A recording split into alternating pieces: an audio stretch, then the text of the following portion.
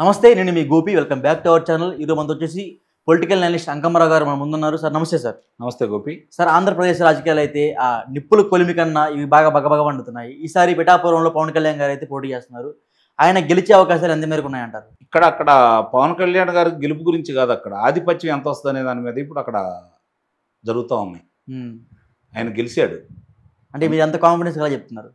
గెలిచాడు అంతే, ఇక కాన్ఫిడెన్స్ ఏముంది దాంట్లో. లాస్ట్ టైం భీమవరం గాజువాకలో పోటీ చేసినప్పుడు ఇంతకు మించి ఆ రోజు పరిస్థితులు వేరు, ఈ రోజు పరిస్థితులు వేరు. ఏం మారే అంటారు పరిస్థితులు? ఆ రోజు జగన్మోహన్ రెడ్డి గారి మీద ప్రేమ ఉంది జనాలకి, ఈ రోజు కోపం ఉంది, ద్వేషం ఉంది. దేనికి కోపం, దేనికి ద్వేషం?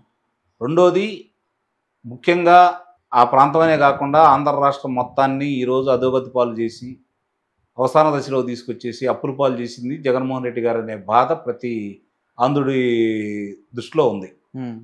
రెండోది, అక్కడ జరుగుతున్న పరిణామాలు చూసుకుంటా ఉంటే ముఖ్యంగా పిఠాపురం అందరూ మండలానికి ఒక 4 నాయకులు నియమించుకున్నారు. వాళ్ళు మాజీ శాసనసభ్యులకి అందరికీ తలా ఒక బాధ్యతలు అప్పచెప్పారు. బాధ్యతలు అవి ఎట్టయినా సరే పవన్ కళ్యాణ్ గారిని ఓడించాలని చెప్పని వాళ్ళ ప్రయత్నం వాళ్ళు చేస్తాం, తప్పు కూడా కాదు. ఏ రాజకీయ పార్టీ అయినా ప్రత్యర్థి గెలవాలని కోరుకోరు కదా, తన పార్టీ వాళ్ళే గెలవాలని కోరుకుంటారు కదా. వాళ్ళ ప్రయత్నం వాళ్ళు చేయడం తప్పులేదు. అందులో అధికార పార్టీలు అధికారంలో వాళ్ళు ఉన్నారు కాబట్టి వాళ్ళు ఇంకొంచెం ఎక్కువ ప్రయత్నం చేస్తారు. కానీ ప్రజలు ఏమనుకుంటున్నారు కూడా తెలియాలి కదా. ప్రజలు అక్కడ పవన్ కళ్యాణ్ గారిని కోరుకుంటున్నారు, పవన్ కళ్యాణ్ గారిని గెలిపించాలనుకుంటున్నారు. పవన్ కళ్యాణ్ గారిని గెలిపిస్తానని చెప్పని మాజీ శాసనసభ్యులు వర్మ గారు ఈరోజు ముందుకు వచ్చి భుజాన్ని వేసుకొని ముందుకు వెళ్తా ఉన్నారు. అంటే ఇంకా వర్మ గారు ఇంకా అలక వీడినట్టయితే లేదంటున్నారు, దానికి మీరేమంటారు? ఎవరన్నారు అంటున్నా బయట ప్రచారం? ఎవరు అంటుంది? ఎవరు? వైసీపీకి సంబంధించిన ట్విట్టర్ అకౌంట్ లో నీ పక్కన ఉన్న వాళ్ళే నీకు వెనుపడి పుడుస్తారు అంటున్నారు. వైసీపీ వాళ్ళు అంటున్నారు, అంతేగాని వీళ్ళు అంటలేదుగా. ఎవరు సార్? వీళ్ళు అంటలేదు కదా, జనసేన వాళ్ళు అంటలేదు, తెలుగుదేశం పార్టీ వాళ్ళు అంటలేదు. నిన్న అందరూ సమావేశం పెట్టుకున్నారు. అందరూ భారతీయ జనతా పార్టీ నాయకులు, తెలుగుదేశం పార్టీ వాళ్ళు, పవన్ కళ్యాణ్ గారు ముగ్గురు కలిసి అక్కడ జనసేన సైనికులు అందరూ కలిసి కూర్చొని మాట్లాడుకున్నారు. ఎంత మనసు విప్పి మాట్లాడుకున్నారు, ఎంత ప్రశాంతంగా మాట్లాడుకున్నారు. ఎవరెవరు బాధ్యత, వీళ్ళు ఏందంటే ఇంకా విభేదాలు పెట్టాలి, లబ్ధి పొందాలి, ఓడిపోతున్నారు అని నాకు తెలుసు కాబట్టి గెలవడం కోసం ఎక్కడో దింపుడు కల్లా ఆశ, ఆ ఆశతోటి మేము పవన్ కళ్యాణ్ గారిని ఓడించబోతున్నాం అనే సందేశం ఇవ్వాలని ప్రయత్నం చేస్తున్నారు వాళ్ళు. ఇప్పుడు పవన్ కళ్యాణ్ గారు కావచ్చు, తెలుగుదేశం పార్టీ వాళ్ళు కావచ్చు, ఏమనుకుంటున్నారు, 1,00,000 ఓట్ల మెజార్టీ గురించి ఆలోచిస్తున్నారు. లాస్ట్ టైం అనలేదు, లాస్ట్ టైం ఎట్లా అసలు అనలేదు. లాస్ట్ టైం ఆధిక్యత గురించో దీని గురించో మాట్లాడాల, అసలు ఆలోచనే లేదు. అంటే వంగా గీత గారు మెగా ఫ్యామిలీ పెట్టిన భిక్ష ద్వారా రాజకీయాల్లోకి వచ్చింది. అలాంటి ఆమె మరలా ఆ మెగా ఫ్యామిలీకి ధీటుగా వెళ్తుంది, దాని గురించి చెప్తారు. గతంలో తెలుగుదేశం పార్టీలో చేసింది, ఆ విషయం తెలుసా? తెలుసు సార్. తిరిగింది తెలుగుదేశంలో పుట్టింది, తర్వాత ప్రజారాజ్యానికి వెళ్ళింది ఆమె. శాసనసభ్యురాలు కూడా అయిందిగా. అవును, దేంట్లో? ప్రజారాజ్యం పార్టీలో. కాబట్టి ఇక్కడ ఏంటంటే పార్టీలు, జగన్మోహన్ రెడ్డి ఏ పార్టీ నుంచి లోక్సభ సభ్యుడయ్యాడు? కాంగ్రెస్. మరి పార్టీ పెట్టుకున్నాడు కదా ఆయన. అంటే పార్టీ మారటం అంటే వీళ్ళు ఎక్కడ సొంతమా ఏంటి? అంటే వీళ్ళు ఇష్టం వచ్చినట్టు వీళ్ళు మారితే మిగిలిన మారరా? వాళ్ళ ఇష్టం, వాళ్ళు మారారు. పార్టీలు మారుతూ ఉంటారు, అధికారం అవకాశం చూసుకుంటూ ఉంటారు, దాంట్లో తప్పేముంది? సిద్ధాంతపరంగా ఈరోజు పార్టీలు మాట్లాడుకుంటూ ఉంటే, పార్టీలు పోరాటం చేస్తూ ఉంటే దాని గురించి మా సిద్ధాంతం ఇది, మా సిద్ధాంతానికి మా కార్యకర్తలకే మేము ఇప్పుడు రేపు పోటీ చేసే అవకాశం కల్పిస్తామని చెప్పి అన్ని పార్టీలు కట్టుబడి ఉంటే అప్పుడు మనం మాట్లాడుకోవాలా. అమ్మనాభూతులు తిట్టుకున్నాళ్ళు, కొట్టుకున్నాళ్ళు, చంపుకున్నాళ్ళు, బాయి బాయి అని భుజాల మీద చేతి చేసుకుంటూ ఉన్న తర్వాత ఇక పార్టీల గురించి మనం మాట్లాడుకుంటే ఉపయోగం ఏముంది? జనసేనలో ప్రజారాజ్యంలో గెలిచింది, తర్వాత వైఎస్ఆర్సీపీ పార్టీకి గెలిచింది, ఎంపీగా పోటీ గెలిచింది. రేపొద్దున ఇది అయిపోయిన తర్వాత గెలిస్తే జనసేన పార్టీలో రావచ్చు, లేదంటే తెలుగుదేశం పార్టీ అధికారంలోకి వచ్చింది కాబట్టి తెలుగుదేశం పార్టీలోకి రావచ్చు. ఏంటంటే మాతృ సంస్థకు వచ్చామంటారు, రావచ్చు అంటారా? అనుమానం ఉంది దాంట్లో. ఇప్పటికే సంకేతాలు ఇస్తున్నాయని చెప్పి జనసేన వాళ్ళు అంటున్నారు.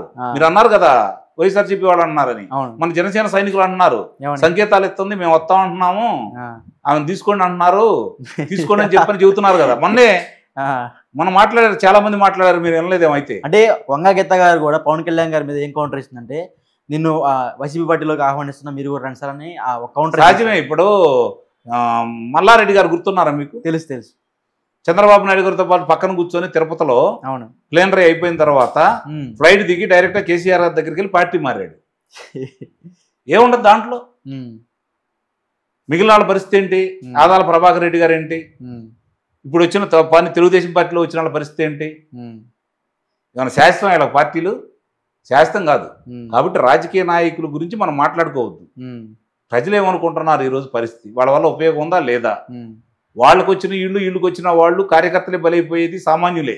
ఉమ్, రాజకీయ పార్టీ నాయకులు ఎటు బాగానే ఉంటారు, ఉమ్, మధ్యలో ఆవేశాలకి లోనయ్యి లేనిపోయిన గొడవలు పెట్టుకొని హత్యలు చేసుకునేది కార్యకర్తలే. నాయకులు బాగానే ఉంటారు. ఉమ్, జగన్మోహన్ రెడ్డి గారిని చంద్రబాబు నాయుడు చంపడు, చంద్రబాబు నాయుడు గారిని జగన్మోహన్ రెడ్డి చంపడు. ఉమ్, జగన్మోహన్ రెడ్డి గారు ఏమిటి ఉండాలని తెలుగుదేశం పార్టీ వాళ్ళు చంపుతారు, ఉమ్, తెలుగుదేశం పార్టీ వాళ్ళు ఏమిటి ఉండే వాళ్ళని వైఎస్ఆర్సీపీ పార్టీ వాళ్ళు చంపుతారు. ఉమ్, కార్యకర్తలు చంపుకుంటూ ఉంటారు, నాయకులు మాత్రం బాగానే ఉంటారు. అవును. మరి ఇంత జనాలకు తెలియదు అంటారా? తెలుసు, కానీ ఆ రోజు ఆలోచించరు. ఆ రోజు మూర్ఖులైపోతారు. ఆ రోజుకి ఇవన్నీ ఆలోచన రావు. నిజంగా మనకు ఎవరు మంచి చేస్తున్నారు, ఎవరు చెడు చేస్తున్నారు, మన పిల్లల భవిష్యత్తు ఏంటి, మన రాష్ట్ర భవిష్యత్తు ఏంటి, మన పరిస్థితి ఏంటి, అసలు ఒక విషయం చెబుతానండి. ఇవన్నీ కాదు, చెప్పండి. ఈరోజు వాళ్ళు మామూలుగా ఆస్తి హక్కుకు సంబంధించి చట్టం చేశారు కదా. అవును. ఆ చట్టం అమలైతే మన ఆస్తి మంద కాదు కదా. ఒక్కడ చాలు కదా జగన్మోహన్ రెడ్డిని ఓడించడానికి. దాని గురించి వీళ్ళు ప్రచారం చేసుకుంటే చాలు, మిగిలి ఏం చెప్పాల్సిన పని లేదు. అదేగాక పిఠాపురంలో పవన్ కళ్యాణ్ గారిని ఓడించడానికి వైసీపీ అగ్రనేతలు మొత్తం అక్కడ దిగారంట. ముఖ్యంగా ముద్రగడ పద్మనాభం, మన రామచంద్రారెడ్డి గారు అబ్బాయి మిథున్ రెడ్డి గారు, ఇంకోటి వచ్చి దాడిచెట్టి రాజా, ఇలా ముగ్గురు కూడా 3 మండలాలు తిరిగి ఖచ్చితంగా పవన్ కళ్యాణ్ గారి ఓటమే లక్ష్యంగా అక్కడ పనిచేస్తున్నారంటే దానికి మీరే ఉంటారు? ఆధిక్యత పెరిగిద్ది. వీళ్ళెంతగా అక్కడ డబ్బులు పంచి వీళ్ళంత ప్రభావం. ఇంకో మాట సార్, నీవన్నా ఓటుకి 50,000 అనేది పనిచేసేంత కెపాసిటీ ఉందంట అక్కడ. 1,00,000 పంచవచ్చు, బండ్లు కుర్రోళ్ళకి బైకులు కూడా ఇస్తారంట. ఇవ్వచ్చు, ఏమైంది, బండ్లు ఇవ్వచ్చు, డబ్బులు ఇవ్వచ్చు. చంద్రబాబు నాయుడు గారు 60 లక్షల మందికి 10,000 కాడికి వేశారు మహిళలకి. ఓట్లు వేసారా? వేసారా? ఆ రోజు 10,000, ఈ రోజు 1,00,000తో సమానమే కదా. రేపు 1,00,000 తీసుకుంటారు, జేబులో వేసుకుంటారు. 1,00,000 పంచే అవకాశాలు ఉన్నాయా అంటారా? ఉండొచ్చు. లక్షల కోట్లు ఉన్నాయని చెప్పుకుంటున్నారు కదా. కనపడుతున్నాయి కదా ఆస్తులు కూడా. దోసుకున్నాయి కనపడుతున్నాయి, దాచుకున్నాయి కనపడుతున్నాయి, వాళ్ళు పెరిగిన ఆస్తులు కనపడుతున్నాయి. పంచుతారేమో ఓడించడానికి. అంటే ముద్రగడ పద్మనాభం వల్ల కొన్ని ఓట్లు చీలే అవకాశం ఉందంటున్నారు, అది ఏ మేరకు వాస్తవం? ఆయనకి సీట్లే దిక్కులేదు, ఆయన ఇంకోటి కోసం ఏదో చేశారనుకుంటే ఎట్లా? అలాంటి వ్యక్తుల గురించి మాట్లాడుకుంటే మన సమయం. అంటే ఆయన కాపు ఉద్యమకారుడు కదా. ఎవరు చెప్పారు? కాదా? ఎవరు చెప్పారు? కాదా సార్? కాపులను అడ్డం పెట్టుకొని ఆయన నాయకుడిగా ఎదగాలని ప్రయత్నం చేశాడు తప్ప, కాపు ఉద్యమ నాయకుడైతే ఆయన మాట అందరు వింటారుగా. ఆయన అనుచరులకు ఎంతమందికి ఇప్పించుకున్నాడు, ఆయనకే దిక్కులేదు, వాళ్ళ అబ్బాయికి దిక్కులేదు, ఇంకా ఆయన నాయకుడు అనుకుంటే ఎట్లా మనం? అంటే ఆయన చెప్తే ఓట్లు ఏమి చేయాలో అంటారా? ఒక్క ఓటు కూడా చేయలేదు. ఒక ఆయన చేస్తే ఇంకొక ఓటు పెరిగిద్ది పవన్ కళ్యాణ్. సరే, ఫైనల్గా పిఠాపురంలో పవన్ కళ్యాణ్ గారు గెలిచే అవకాశాలు ఎంత మేరకు ఉన్నాయంటారు? 70,000 నుంచి 1,00,000 ఓట్లు ఆధిక్యతతో గెలవబోతున్నాడు ఆయన. అంత మెజారిటీ వచ్చిందంటారా? అసలు అనుమానమే లేదు మీకు దాంట్లో. అదేగాక పిఠాపురంలో పవన్ కళ్యాణ్ గారిని ఓడించడానికి వైసీపీ అగ్రనేతలు మొత్తం అక్కడ దిగారంట. ముఖ్యంగా ముద్రగడ పద్మనాభం, మన రామచంద్రారెడ్డి గారు అబ్బాయి మిథున్ రెడ్డి గారు, ఇంకోటి వచ్చి దాడిచెట్టి రాజా, ఇలా ముగ్గురు కూడా 3 మండలాలు తిరిగి ఖచ్చితంగా పవన్ కళ్యాణ్ గారి ఓటమే లక్ష్యంగా అక్కడ పనిచేస్తున్నారంటే దానికి మీరే ఉంటారు? ఆధిక్యత పెరిగిద్ది. వీళ్ళెంతగా అక్కడ డబ్బులు పంచి వీళ్ళంత ప్రభావం. ఇంకో మాట సార్, నీవన్నా ఓటుకి 50,000 అనేది పనిచేసేంత కెపాసిటీ ఉందంట అక్కడ. 1,00,000 పంచవచ్చు, బండ్లు కుర్రోళ్ళకి బైకులు కూడా ఇస్తారంట. ఇవ్వచ్చు, ఏమైంది, బండ్లు ఇవ్వచ్చు, డబ్బులు ఇవ్వచ్చు. చంద్రబాబు నాయుడు గారు 60 లక్షల మందికి 10,000 కాడికి వేశారు మహిళలకి. ఓట్లు వేసారా? వేసారా? ఆ రోజు 10,000, ఈ రోజు 1,00,000తో సమానమే కదా. రేపు 1,00,000 తీసుకుంటారు, జేబులో వేసుకుంటారు. 1,00,000 పంచే అవకాశాలు ఉన్నాయా అంటారా? ఉండొచ్చు. లక్షల కోట్లు ఉన్నాయని చెప్పుకుంటున్నారు కదా. కనపడుతున్నాయి కదా ఆస్తులు కూడా. దోసుకున్నాయి కనపడుతున్నాయి, దాచుకున్నాయి కనపడుతున్నాయి, వాళ్ళు పెరిగిన ఆస్తులు కనపడుతున్నాయి. పంచుతారేమో ఓడించడానికి. అంటే ముద్రగడ పద్మనాభం వల్ల కొన్ని ఓట్లు చీలే అవకాశం ఉందంటున్నారు, అది ఏ మేరకు వాస్తవం?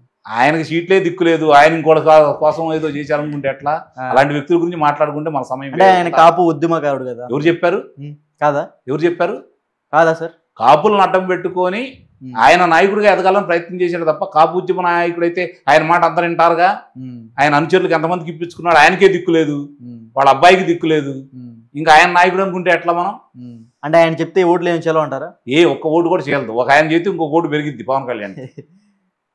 సరే, ఫైనల్గా పిఠాపురంలో పవన్ కళ్యాణ్ గారు గెలిచే అవకాశాలు ఎంత మేరకు ఉన్నాయంటారు? 70,000 నుంచి 1,00,000 ఓట్లు ఆధిక్యతతో గెలవబోతున్నాడు ఆయన. అంత మెజారిటీ వచ్చిందంటారా? అసలు అనుమానమే లేదు మీకు దాంట్లో.